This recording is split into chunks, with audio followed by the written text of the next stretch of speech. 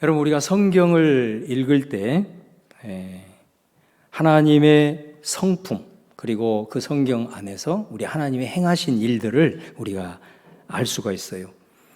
네, 하나님이 행하시는 것은요, 하나님의 역사는 그분의 성품이 나타난 결과로 나오는 것입니다. 하나님의 성품 중에 가장 대표적인 게 하나님은 사랑이십니다. 그래서 하나님은 뭐 하시죠? 우리를 용서하시는 거예요. 하나님의 성품이 사랑이기 때문에. 그리고 우리를 대신해서 그 아들을 십자가에서 희생을 시키는 겁니다. 그런데 여러분, 하나님의 성품이 한 가지만 있는 게 아니에요. 여러 가지가 있는데 그 중에는 좀 대립적인 경우도 있어요. 예를 들어 사랑과 좀 대립적인 게 뭐냐면 공의라는 것입니다. 하나님은 공의로우신 분이에요. 그러니까 하나님은 공의로우신 분이기 때문에 어떤 일을 하시죠? 심판하시는 거예요. 여러분, 공의로운 하나님의 성품이 없다, 그래서 심판이 없다, 그러면 어떻게 될까요? 아마 이 세상에는 억울한 사람으로 넘쳐날 겁니다. 사기치고 악을 밥 먹듯이 행하고 사람들을 괴롭히는 사람이 계속 형통하고, 선하게 살고 다른 사람 도와주는 사람이 계속 당하기만 한다면 얼마나 억울하겠습니까? 그래서 심판이 있는 거예요. 그 심판은 바로 하나님의 공의로운 성품에서 나오는 것이다 라는 거죠. 사랑과 공의가 서슬퍼렇게 살아있지만 여러분 꼭 기억하십시오. 우리 하나님에게는 항상 사랑이 공의를 이기는 것입니다. 이거를 증명하는 것이 복음의 핵심인 십자가입니다. 십자가는 저와 여러분을 포함한 모든 인간의 죄에 대한 일종의 고발장이라고 할 수 있습니다. 동시에 그 죄에 대한 심판입니다. 그래서 여러분, 우리 예수님이 십자가에 달리신 그 과정을 여러분 영화를 통해서 많이 보셨잖아요. 거기 보면 우리가 상상할 수 없는 수치, 모욕, 고통, 이게 총 집합되어 있는 것이 예수님의 십자가이지 않습니까? 왜 그럴까요? 바로 그것이 죄를 바라보시는 하나님. 하나님은 죄를 그렇게 다루신다는 것을 보여주는 거예요, 십자가를 통해서. 근데 여러분, 그 하나님의 심판을 받은 자가 누구였냐라는 거예요. 하나님의 독생자였다는 것입니다. 예수 그리스도가 죄에 대해서 대가를 받음으로 심판당하셨다라는 것입니다. 그래서 어떻게 돼요? 하나님의 죄에 대한 공의가 세워지게 된 거예요. 공의를 세우기 위해서 자신의 아들을 희생시키셨어요. 그 이유는 뭐냐? 단 하나죠. 저와 여러분을 하나님께서 사랑하시기 때문에 그래요. 우리를 멸망시킬 수가 없었던 거예요, 하나님은. 우리를 희생시킬 수가 없었던 거예요. 그래서 여러분, 사랑이 공의를 이기는 거예요. 그 중에 한 가지만 더 살펴보면, 요한계시록에 보면 하나님을 믿는 백성들이 많은 고난을 받습니다. 특별히 세상이 교회를 막 짓밟습니다. 별 이유 없이 그리스도인들을 모욕하고 소외를 시키죠. 견딜 수 없이 신음하고 있는 당시의 교회를 향하여, 요즘 시대에도 특별 다르지 않으라고 생각합니다. 우리를 향하여 요한계시록을 통해서 하나님이 이렇게 말씀하십니다. 악한 세력이 세상을 지배하고 있는 것 같이, 세상이 득세하여 마치 하나님이 없는 것 같이 느껴지지. 아마 그럴 거야. 그러면서 하나님이 한 기간을 말씀하세요. 다니엘서에서 인용한 한때, 두때 반이라는 기간입니다. 이 기간이 어떤 기간이냐면 마귀가 득세하는 기간이에요. 그리스도인들이 그로 인하여 고통받는 기간이에요. 그래서 이 기간에 대해서 요한계시록을 읽어보면 일수로 나옵니다. 일수. 이게 1260일. 이게 일수로만 나온 게 아니라 여러분 읽어보시면 달수로도 나와요. 42달. 이게 다 요한계시록에 나오는 말씀이에요. 그리고 이게 연수로도 나와요. 연수로 3년 반이에요. 한때, 두때 반이. 그러니까 이런 표현들이 종종 나와요. 이거는 뭐라고요? 그리스도인들이 믿음으로 인해서 고통당하는 기간을 상징하는 표현들이에요. 그러니까 여러분 1260일, 42달, 3년 반 이런 표현이 나오면 틀림없이 거기는 그리스도인들이 신앙 때문에 세상으로부터 핍박을 받고 수치를 당하는 기간이라는 것을 내용을 보면 알 수가 있어요. 그런데 그리스도인들이 승리하여 왕의 권세를 가지고 영광을 얻는 기간은 얼마냐? 얼마일까요? 1000년이에요. 1000년. 이게 요한계시록에 나오는 기간이에요. 우리가 흔히 아는 1000년 왕국. 핍박당하고 그렇게 고통당하고 힘들어하는 그 기간을 하나님은 뭐라고 설정했냐면 3년 반이에요. 그런데 그리스도인들이 승리해서 영광을 얻고 찬양하고 그 영광, 왕의 권세를 누리는 기간은 몇 년이라고요? 1000년이에요. 비교가 안 되죠. 고통받는 기간과 우리가 영광을 누리는 기간은 게임이 안 되는 거예요. 게임이 안 되는 거예요. 여러분, 이 말씀을 상징적으로 환상을 통해서 보여주실 때 당시에 고통당하는 하나님의 백성들이 얼마나 위로를 됐겠어요. 얼마나 그들 안에 소망이 생겼겠어요. 그렇습니다, 여러분. 우리가 아무리 힘들고 어려운 그런 상황에 직면하더라도 우리를 향하신 하나님의 역사, 3년 반은 1000년과는 비교할 수 없다라는 거예요. 하나님의 섭리예요. 비전을 통해서 우리에게 주시는 말씀이라 이거예요. 자, 오늘 말씀도 그와 같은 맥락입니다. 출애굽기 34장입니다. 이 말씀은 십계명을 두 번째로 받는 그런 말씀이거든요. 하나님께서 400년 동안 노예 생활을 하고 있는 이스라엘을 해방시키셨어요. 그리고 그들을 향하여 너희들은 더 이상 노예가 아니다. 너희는 이제 하나님의 거룩한 백성, 우리 교회 이름처럼 하나님의 성민, 이렇게 불러주셨어요. 그리고 하나님이 그들과 언약을 맺습니다. 언약 백성으로서 살아가야 될 그들의 기준이 있기 때문에 하나님은 그들에게 십계명을 주신 거예요. 그래서 이 십계명을 돌판에 새겨서 대대로 이것을 이스라엘 백성들에게 공포하라고 모세를 시내산 정상으로 올라오라고 그랬어요.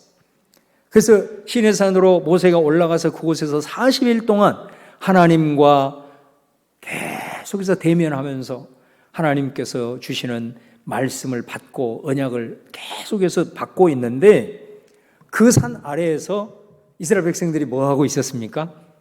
금송아지를 만들어가지고 이게 애굽에서 우리를 인도한 신이다 그러면서 우상을 숭배하고 거기서 이방 신의 축제를 벌이고 있었던 거예요. 지금 모세는 언약을 체결하고자 하나님으로부터 지금 올라가 있는데 아래에서는 그 일을 벌이고 있었던 거예요. 언약이 더 이상 지속될 수가 없는 거예요. 그래서 모세는 이 언약 관계는 끝났구나 이리 생각을 하고 받았던 십계명 두 돌판을 깨버리잖아요. 그런데 하나님께서 다시 언약을 맺자고 하세요. 그래서 모세가 다시 산으로 올라가는 거예요. 이게 오늘 본문이에요. 두 번째로 올라가는 거예요. 출애굽기 34장 4절 오늘 봉독한 말씀에 모세가 돌판 둘을 처음과 같이 깎아 만들고 아침에 일찍 일어나 그 두 돌판을 손에 들고 여호와의 명령대로 시내산에 올라갔다 이렇게 말하죠. 여러분, 왜 하나님께서 배신하고 하나님을 언약을 배반한 그 이스라엘 백성들과 다시 언약을 맺자고 했을까요? 그 이유가 선명하게 나옵니다. 5절 6절이에요. 여호와께서 구름 가운데 강림하사 그와 함께 거기 서서 여호와의 이름을 선포하실세 여호와께서 그의 앞으로 지나시며 선포하시되 여호와라 여호와라 자비롭고 은혜롭고 노하기를 더디하고 인자와 진실이 많은 하나님이라. 할렐루야. 그래서 우리 하나님의 성품이 어떻게 나옵니까? 자비로우신 분이다. 인간이 죄를 지어서 때로는 하나님께서 그 죄에 대해서 판단하시고 정죄하시지만 우리를 향한 그분의 자비에 비하면 아무것도 아니에요. 우리 하나님은 은혜로우신 분이다. 우리에게 때로는 자격을 요구하시고 어떤 조건을 요구하기도 하지만 우리를 향한 그분의 선물, 그분의 은혜에 비하면 그건 아무것도 아니다라는 거예요. 그분은 우리에게 노하기를 더디하시고 사랑으로 끝까지 신실하신 분이기 때문에 하나님은 배반하고 떠난 그들에게 다시 기회를 주시고 그들과 언약을 맺자고 손을 내밀고 있다라 이거예요. 뿐만 아니라 우리 하나님은 어떤 분입니까, 여러분? 7절 말씀에 보면은 인자를 천대까지 베풀며 악과 과실과 죄를 용서하리라. 그러나 벌은 면제하지는 아니하고 아버지의 악행을 자손 3, 4대까지 보응하리라. 사랑과 은혜를 천대까지 베푼대요. 천대까지. 하나님의 이 성품이 어떻게 나타나요? 악과 과실과 죄를 용서하심으로 나타나고 있잖아요. 여기에 보면 또 하나님의 또 다른 성품이 나와요. 하나님의 공의예요. 그래서 오늘 뭐라고 얘기하냐면 벌을 면제하지는 아니한다. 그러면서 아버지의 악행을 자손 3, 4대까지 보응하리라고 말씀해요. 여러분, 오늘 복은 몇 대까지? 크게 얘기해봐요. 복은 몇 대까지? 1000대. 저주는 몇 대까지? 3, 4대. 자, 이 말의 의미를 아시겠습니까? 이 얘기를 하기 위해서 제가 요한계시록 얘기를 하고 하나님의 사랑이 공의를 이긴다는 말을 한 거예요. 이거는 하나님이 우리를 심판하시고 저주하시고자 하는 분이냐? 아니면 그분은 우리에게 복을 주시고 대대로 그 복이 흘러가기를 원하시는가라고 하는 것을 대비해서 말씀하고 있는 거예요. 사랑이 공의를 이기고 고통의 기간이 3년 반이라면 승리와 영광의 기간이 1000년이듯이 하나님은 우리를 저주하시고 심판하시는 분이 아니고 우리에게 한량없이 복을 대대로 부어주기를 원하시는 분이다. 할렐루야. 예, 그 말씀이에요. 오늘 심지어 여기에서 아버지의 악행을 3, 4대까지 보응한다라는 말이 나오잖아요. 자, 이 말을 보면 여기서 보응한다라고 하는 히브리어가 파카드라는 단어거든요. 근데 이 원문의 의미가 어떤 거냐면 찾다, 추적하다 그런 말이에요. 그리고 여기서 악행이라고 하는 건 히브리어 아본이라는 단어인데요. 이 단어가 대단히 중요해요. 이 단어는 우리가 그냥 일반적으로 무슨 죄를 범하는 악이다 이렇게 생각하면 안 돼요. 이 단어의 의미는 뭐냐면 죄의 지속적인 영향으로 인한 결과를 가리킬 때 이 단어를 쓰는 거예요. 예를 들어서 아버지가 사기를 쳤어요. 그러면 이 단어의 의미는 뭐냐면 그 죄의 결과로 생긴 영향을 자식이 받는다는 거예요. 그러니까 아버지가 잘못한 그 죄의 대가를 아들이 받는 게 아니고 아버지가 행한 잘못에 대한 영향을 아들이 받는다는 거예요. 예를 들어서 사기를 쳐서 아버지가 예를 들어서 구속이 되고 그리고 결국은 그 모든 재산이 다 날아갔다. 그럼 어떻게 되는 거예요? 자식이 영향을 받죠. 가난해지잖아요. 그리고 제 아버지는 사기꾼이래. 이런 비난을 받을 수밖에 없잖아요. 그거를 말하는 거예요. 그 영향을 말해요. 이 아본이라는 말이 이게. 이런 의미지 아버지가 잘못한 죄를 그 대가를 자식이 받는다. 이런 의미가 절대 아니라는 겁니다. 그래서 여러분 에스겔 18장 2절 3절에 에스겔 선지자를 통해서 하나님이 뭐라고 얘기를 하냐면 너희가 이스라엘 땅에 관한 속담에 이르기를 아버지가 신포도를 먹었으므로 그의 아들의 이가 시다고 하면 어찌 됨이냐 주 여호와의 말씀이니라 내가 나의 삶을 두고 맹세하노니 너희가 이스라엘 가운데 다시는 이 속담을 쓰지 못하게 되리라. 여러분 이스라엘 백성들이 나라가 망해가지고 바벨론 포로로 끌려갔잖아요. 포로로 끌려간 이스라엘 백성들이 뭐라고 원망을 하기 시작하면 우리 조상들이 도대체 하나님 앞에 얼마나 범죄했길래 후손인 우리에게 이런 비극이 찾아오냐 하면서 그들이 막 원망을 쏟아내는 거예요. 그때 에스겔 선지자가 누구예요, 여러분? 에스겔 선지자는 직접 포로로 같이 끌려간 사람이에요. 그래서 바벨론으로 간 사람이거든요, 에스겔은. 그래서 거기에 있는 포로로 끌려온 이스라엘 백성들이 그렇게 원망을 하고 있는 거예요. 그래서 그 광경을 직접 눈으로 보면서 그들에게 하나님부터 계시를 받아서 얘기를 하고 있는 거예요. 출애굽기 말씀을 오해했구나, 너희들이. 그래서 너희들 속에 지금까지 이런 속담을 쓰고 있구나. 이 속담 절대로 앞으로 쓰지 못한다라고 말씀을 하고 있는 거거든요. 이 말의 의미가 뭐냐라는 겁니다. 하나님은 조상들이 행한 죄로 너희들을 심판한 게 아니고 조상들이 행한 죄를 너희들도 똑같이 행했기 때문에 이 심판이 온 것이다. 너희들은 죄 안 저지르고 조상들이 행한 범죄로 인해서 그 결과를 너희들이 받았다고 착각하지 말라는 거예요. 그 조상들의 범죄함을 그대로 이어받아서 너희들이 그 죄를 더 확장했으면 했지. 그래서 심판이 너희들에게 온 거지. 아버지가 포도를 먹었으니 쉬는 것을 느끼는 것은 아들이다. 이런 속담은 앞으로 쓰지 못한다라고 에스겔을 통해서 확실하게 못 박았다라는 것입니다. 그래서 여러분, 오늘 말씀은 하나님의 사랑이 공의를 이긴다. 하나님의 축복이 심판을 이긴다. 하나님은 우리에게 복을 주기를 원하시고 그것이 천대까지 이르기를 원하시는 하나님의 모습, 바로 이것을 우리에게 말씀하고자 하는 것입니다. 여러분, 하나님께서 믿음의 조상인 아브라함을 부르셨잖아요. 그리고 그 아브라함에게 약속을 하셨어요. 우리 지난 시간에 살펴봤어요. 창세기 12장 2절에 내가 너로 큰 민족을 이루고 내게 복을 주어서 네 이름을 창대하게 하리니 너는 복이 될지라. 이 아브라함에게 주신 약속이 계속 반복이 됩니다. 반복이 되면서요, 아주 구체화되기 시작해요. 17장 7절에 가보면은 아브라함에게 맺은 이 언약이 이제는 아브라함뿐만이 아니라 후손에게도 똑같이 이어진다라고 말해요. 내가 내 언약을 나와 너 및 내 후손 사이에 세워서 영원한 언약을 삼는다, 이렇게 말씀해요. 그래서 여러분, 이 후손에 대한 약속이 아브라함의 아들인 이삭에게 이어지는 걸 볼 수 있어요. 창세기 26장 3절 4절에 보면은 이 땅에 거류하면 내가 너와 함께 있어 내게 복을 주고 내가 이 모든 땅을 너와 내 자손에게 주리라. 내가 내 아버지 아브라함에게 맹세한 것을 이루어 네 자손을 하늘의 별과 같이 번성하게 할 것이다.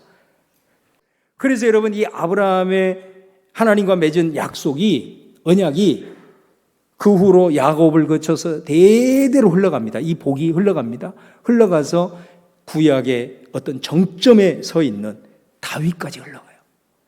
그리고 다윗에게서 멈춘 게 아니라 또 다윗에부터 또 수천 년을 흘러가요. 그래가 누구까지 가냐? 예수 그리스도에게까지 가요. 예수 그리스도에게까지 가요. 사도 바울이 갈라디아서 3장 14절에 이렇게 기록을 하고 있습니다. 이는 그리스도 예수 안에서 아브라함의 복이 이방인에게 미치게 하고, 이렇게 말하고 있는 거예요. 이 신약 성경에서 우리에게 복음으로 주신 이 말씀으로 인하여 아브라함과 하나님과 맺은 그 언약, 그리고 그 약속의 복이 대대로 흐르는데 유대인들에게만 해당되는 게 아니라 예수 그리스도 안에서 우리에게도 해당이 되는구나 라고 하는 것을 밝혀주는 말씀이 갈라디아 3장 말씀이라 이거예요. 그 여러분, 아브라함에게 약속한 복이 수천 년이 지난 우리에게까지 미친다. 그래서 구약의 말씀도 저와 여러분의 약속의 말씀이 되고 여전히 살아있는 하나님의 말씀인 줄로 믿습니다. 그런데 여러분, 오늘 이 말씀을 하면서 사도 바울을 통해서 우리에게 이 복음을 제시하면서 한 가지 단서를 제시해요. 그게 뭐냐면 그리스도 예수 안에서예요. 한번 따라서 하겠습니다. 그리스도 예수 안에서.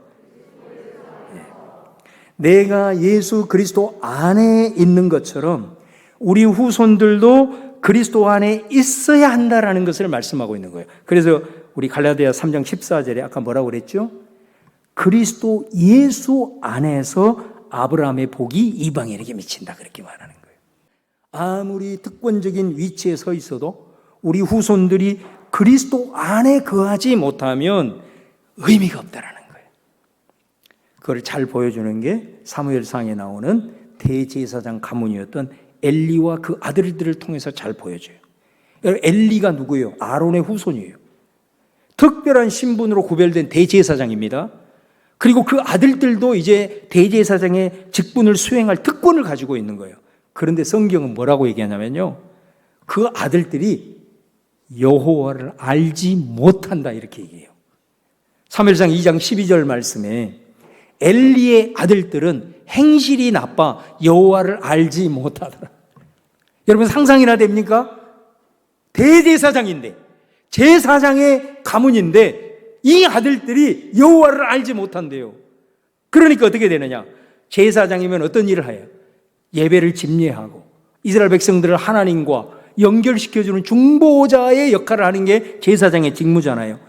그러니까 이 사람들이 여호와를 알지 못하기 때문에 자기가 행하고 있는 이 사명에 대해서 어떻게 생각했냐? 사무엘상 2장 17절에 이 소년들의 죄가 여호와 앞에 심히 크면 그들이 여호와의 제사를 멸시함이었더라. 당연하잖아요. 하나님을 알지 못하니 자기네들이 하고 있는 일, 예배도 멸시하고 무시하고 이렇게 생각을 했던 거예요. 여러분 왜 이렇게 되었을까? 사무엘상 3장 13절입니다. 이거는 하나님께서 사무엘에게 하신 말씀이에요. 사무엘을 통해서 엘리 집에 대해서 말하는 겁니다. 내가 그의 집을 영원토록 심판하겠다고 그에게 말한 것은 그가 아는 죄악 때문에, 엘리 자신도 안다는 거예요. 이는 그가 자기의 아들들이 저주를 자청하되 금하지 아니하였음이니라. 이 말이 어떤 의미예요? 사무엘에게 말했지만 엘리에게 하나님이 이 말을 하고 있는 거예요. 엘리야, 나 여호와가 누군지 왜 가르치지 않았어? 왜 그들이 나를 만나도록 이끌어주지 않았니? 왜 그들이 하나님의 뜻을 어길 때 나의 말씀으로 책망하지 않았니? 네 아들들이 이렇게 된 것은 네가 그 저주를 자청한 것 아니냐? 하나님 안에 거하도록 하는 사명 실패한 것 아니냐? 그 말씀하고 있는 거잖아요. 이 말씀을 통해서. 여러분, 하나님은 천대까지 복을 주시기를 원하시고 복이 대대로 흘러가기를 원하시는데, 비록 우리가 실수와 잘못으로 3대 4대 그런 영향을 받을 수 있지만 하나님께서 우리를 통해서 흘러갈 복에 비하면 그거는 아무것도 아니거든요. 아무것도 아니거든요. 이 복이 우리 자녀들의 인생 가운데 흘러가게 하는 것, 이것이 바로 우리 부모님들의 지상명령이다 이거예요. 죽어도 이것은 반드시 해야 될 일이다 이 말이에요. 이 복이 뭐로 가능하다고요? 예수 그리스도 안에서. 우리 자녀들이 예수 그리스도 안에 있게 해야 됩니다. 그래서 요한복음 15장 5절에 우리 주님이 이렇게 말해요. 나는 포도나무요 너희는 가지라. 그가 내 안에 내가 그 안에 거하면 사람이 열매를 많이 맺나니 나를 떠나서는 너희가 아무것도 할 수 없음이라 그랬어요. 자녀들을 예수 그리스도 안에 거하게 하는 것, 수많은 구체적인 내용이 있겠죠. 저는 두 가지로 정리합니다. 첫 번째는 하나님의 말씀인 성경을 자녀들이 스스로 펼칠 수 있게 하기까지 해야 됩니다. 반드시 여기까지 해야 됩니다. 두 번째는 우리 자녀들이 스스로 하나님께 기도할 수 있도록 거기까지 부모님들이 반드시 해주셔야 됩니다. 이 두 가지가 스스로 되어질 수 있기까지 부모님들이 목표를 가지고 나아가야 됩니다. 우리 교회 안에서 선생님들이 수고를 참 많이 하시는데 교사들도 마찬가지예요. 교육자들도 마찬가지예요. 항상 아이들을 가르칠 때 이 고민해야 돼요. 어떻게 하면 내가 가르치는 아이들이 스스로 말씀을 볼 수 있도록 훈련시킬까? 어떻게 하면 우리 자녀들이 힘들고 어려울 때 그들 스스로 아버지 하나님의 이름을 부를 수 있도록 교육할까? 요 고민을 해야 되는 거예요. 교회학교 교사들은. 그 고민을 하고 있으면 거기에 많은 프로그램과 아이디어들이 나오게 되는 거예요. 다른 고민을 할 게 없다고. 요 고민 가지고 어떻게 하면 이게 가능할까? 늘 이 생각을 해야 돼요. 이 자리에 우리 다음 세대들이 전 세대 예배로 지금 예배를 드리고 있잖아요. 우리 다음 세대들도 꼭 기억해야 돼요. 우리가 태어나서 부모님을 만나는 거는 절대로 내 뜻대로 되지 않아요. 이건 하나님이 정해 주신 거예요. 그래서 태어나고 보니 내 부모님이었어요. 여러분, 우리가 많은 것을 얘기할 수 있어요. 다른 것은 몰라도 여러분은 가장 큰 축복을 받은 사람들이라는 것을 알아야 돼요. 우리 어른들이 아멘 해버리네. 우리 아이들이 아멘을 해야 되는. 여러분은 가장 큰 복을 받은 사람이라는 것을 아셔야 됩니다. 네. 세상에 여러분, 신앙을 가지고 있는 부모를 만나서 태어날 때부터 내가 예수 그리스도 안에 있다. 이거는 말로 표현할 수 없는 거예요. 부모로부터 신앙을 유산으로 이어받는다는 것은, 자, 우리가 우물을 파는 거예요. 근데 여러분, 우물을 팔 때 맨 땅에서 우물을 판다고 생각해 보세요. 어려울까요? 쉬울까요? 그건 굉장히 어려운 거예요. 그게 또 뭐가 어려우냐면 이걸 팠을 때 물이 나오냐 안 나오냐도 보장이 안 되는 거예요. 그런데 여러분, 태어날 때부터 그리스도 안에 내가 있었다. 이거는 뭐냐면 부모가 우물을 다 파놓은 거예요. 그럼 여러분은 뭐 하면 되는 거예요? 그냥 불에 박 내려가지고 거기에다가 물을 길러 마시는 수고만 하면 되는 거예요. 이것을 비유할 수 있어요. 만약에 여러분들이 청소년 시기에, 청년 시기에 잠시 신앙적으로 방황할 수 있어요. 그거는 어떻게 보면 파놓은 우물을 흙이 들어가가지고 메워진 거예요. 그래도 맨 땅에 파는 것보다는 100배, 1000배 쉽죠. 흙만 거들으면 되니까. 이렇게 비유할 수 있어요. 내가 신앙의 부모를 만나서 내가 태어날 때부터 그리스도 안에 있었다라고 하는 것. 이 어마어마한 축복의 특권을 절대로 쉽게 생각하면 안 돼요. 세상에서 제일 어리석은 사람이 누구냐면 바로 내가 그리스도 안에 있는 이 복을 걷어차고 그것을 가볍게 여기고 그것을 이 특권을 쉽게 여기는 사람이 제일 어리석은 사람이에요. 그러므로 우리 사랑하는 자녀들, 어떤 일이 있어도 부모로부터 받은 예수 그리스도 안에서 이걸 여러분들이 평생의 인생의 표로 삼고 그리스도 안에 머무를 수 있는 은혜가 여러분에 있기를 주님의 이름으로 축원합니다. 그래야 아브라함으로부터 시작된 하나님의 복이 천대까지 이어온다는 약속이 여러분에게 이어지는 거예요. 이 말씀을 꼭 기억하셔야 돼요. 그래서 제가 다음 주일에는 우리 청년 주일이잖아요. 그래서 이 그리스도 안에서라고 하는 이 말씀이 어떤 의미인지 이 말씀을 좀 강력하게 선포하려고 합니다. 여러분, 한 구절만 한번 미리 한번 읽어볼까요? 자, 오늘 마지막으로 자, 빌립보서 4장 13절이에요. 자, 같이 읽어봅니다. 시작. 내게 능력 주시는 자 안에서 내가 모든 것을 할 수 있느니라. 여기서 중요한 게 뭐예요? 우리는 다 내가 모든 걸 할 수 있다. 이것만 생각하죠. 근데 뭐가 있어요? 안에서, 그리스도 안에서, 하나님 안에서, 내게 능력 주시는 자 안에서. 이게 얼마나 중요한지 모른대. 그분 안에 있을 때 여러분, 얼마나 우리에게 이 말씀이 소망이 되는 말씀이에요. 이 그리스도 안에 있는 자들이 이 말씀을 주의 말씀으로 받았을 때 힘들고 어려울 때 좌절할 수 있겠어요? 힘들고 어려울 때 포기할 수 있겠어요? 그럴 리는 없어요. 여러분, 오늘 이 교육주일에 함께 예배하는 우리 성민의 모든 가정 위에 천대에 이르는 하나님의 복이 임하기를 바라고 대대로 이어질 수 있기를 주님의 이름으로 축원합니다.